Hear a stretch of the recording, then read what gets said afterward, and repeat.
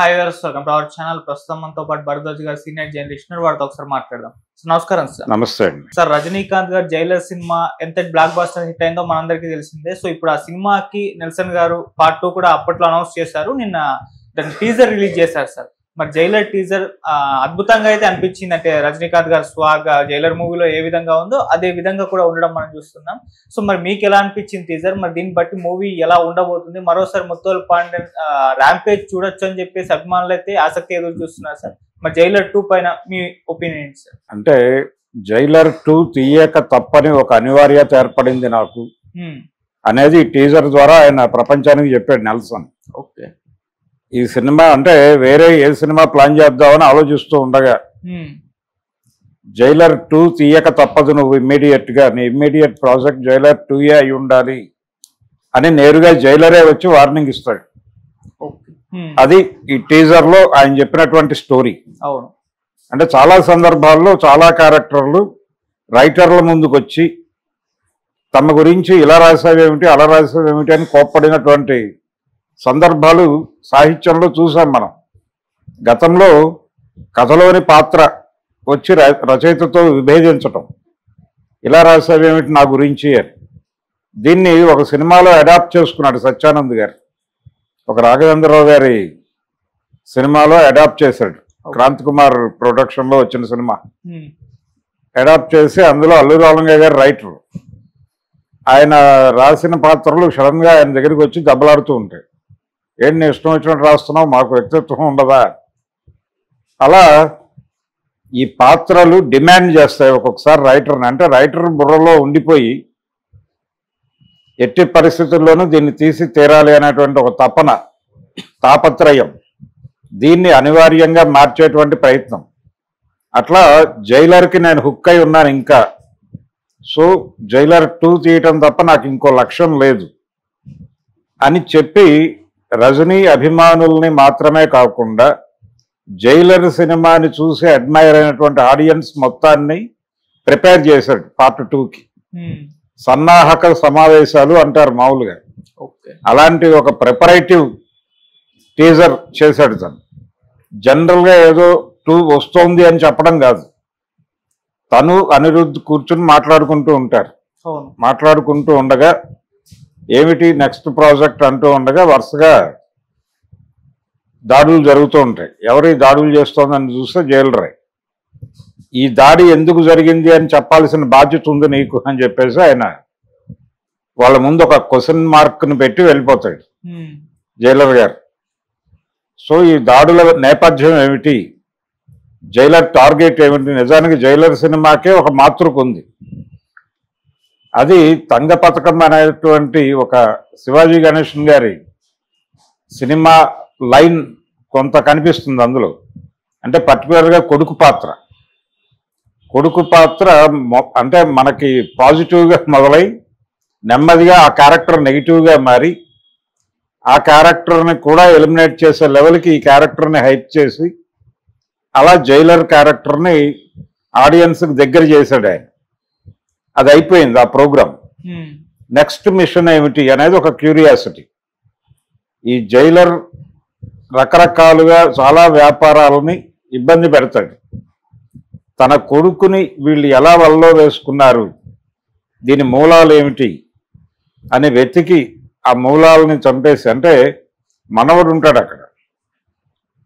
ఈ మనవడు పెరగాల్సినటువంటి సమాజం ఎలా ఉండాలి అని జైలర్ గారు అనుకుంటున్నాడు. అలాంటి ఎన్విరాన్మెంట్ క్రియేట్ చేయడం కోసం ఆయన మళ్ళీ యుద్ధం ప్రకటిస్తాడు సమాజం మీద. ఇది లైన్ కావచ్చు. ఇలాంటి లైన్తో నేను సినిమా తీయబోతున్నాను అనేది ఈ టీజర్ ద్వారా ఆయన ఎస్టాబ్లిష్ చేసి ప్రపంచానికి చెప్పాడు. సో ఇది ఈ జైలర్ 2 కథ. జైలర్ 2 స్టోరీ మాక్సిమం ఇదే అవుతుంది. దీనిలో అదే లెవెల్ వైలెన్స్ వ్యవహారాలు అన్నీ ఉంటాయి. రమ్యకృష్ణ గారు రిపీట్ అవుతారు. అలాగే ఇతర పాత్రలు కూడా ఉంటాయి గతంలో లాగానే.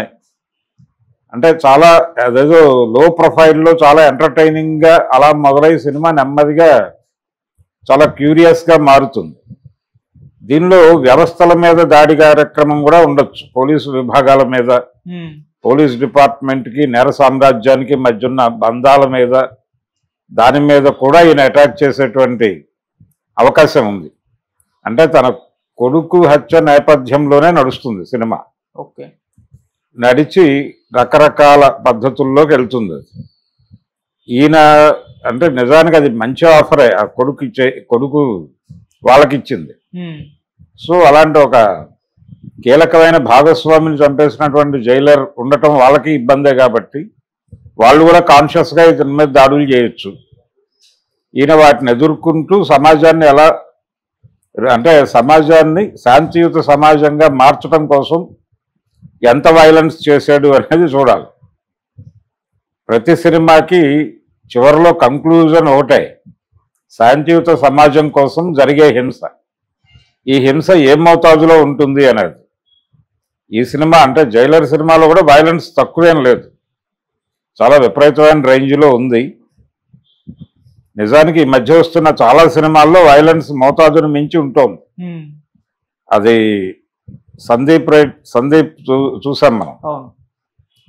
సందీప్ వంగ సినిమాల్లో వైలెన్స్ ఒక నెక్స్ట్ లెవెల్లో నడుపుతాడు ఆయన. అంటే ఇప్పటి వరకు వచ్చిన వైలెంట్ సీన్లకి భిన్నంగా మాత్రమే కాదు, ఈ వైలెంట్ సీన్స్ని ఎవరైతే జీర్ణించుకుంటున్నారో వాళ్ళు భయపడే లెవెల్లో ఆయన డిజైన్ చేస్తాడు. అది ఆయన ప్రోగ్రామ్. అట్లా ఈ పాన్ ఇండియా సినిమాలు పెద్ద మార్కెట్ని టార్గెట్ చేస్తున్న సినిమాల్లో వైలెన్స్ పాత్ర పెరుగుతోంది అనేటువంటి ఒక విమర్శ ఉంది. ఆ విమర్శ జైలర్ సినిమా మీద కూడా ఉంది. ఈ పార్ట్ 2లో కూడా వైలెన్స్ దానికి మించి ఉండే అవకాశం ఉంది అనేది కూడా ఈయన టీజర్లో చెప్పాడు ప్రపంచానికి. ఆయన రకరకాల ఆయుధాలను విసిరేస్తూ ఉంటాడు అలవోకగా. అలా వాటిని ఆ ఆయుధాలకి బలైపోతూ ఉంటారు. అంటే ఇంతమంది వచ్చి ఈయనకి ఇలా బలైపోతున్నారే అని ఒక రకంగా జాలి కలిగే పద్ధతిలో ఆ సీన్స్ నడుస్తాయి. కాకపోతే అక్కడ ఒక పెద్ద సూపర్ స్టార్ ఎలివేషన్ కాబట్టి అనివార్యంగా ఆడియన్స్ కూడా ప్రిపేర్ అయిపోయి ఉంటారు కాబట్టి దాన్ని గ్రాంటెడ్గా తీసేసుకుని ఇలాంటి సన్నివేశాలు కల్పిస్తారు. అంటే వెటరన్ హీరోలతో సినిమాలు చేయటం అనేది ఆ ఫీట్ చేయాలి అనుకున్న ప్రతి డైరెక్టర్కి ఇవి తప్పవు. సో ఇప్పుడు Nelson next movie Jailer 2A అవుతుంది. జైలర్ 2 అయిపోయిన తర్వాత ఆయన ఇంకో సినిమా వైపు చూస్తాడు.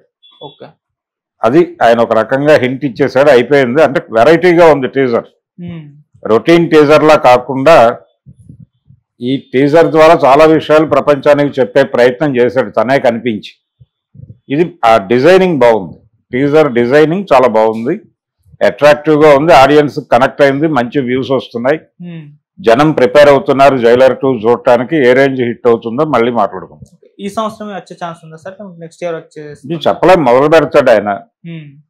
వస్తే ఇయర్ ఎండింగ్కి రావచ్చు, లేకపోతే సంక్రాంతికి పెట్టుకుంటాడు. అంటే ఈ సంక్రాంతికి ఈ పొంగల్కి టీజర్ వేసాడు కాబట్టి వచ్చే పొంగల్కి రిలీజ్ పెట్టుకోవచ్చు. Thank you so much sir. Thank you.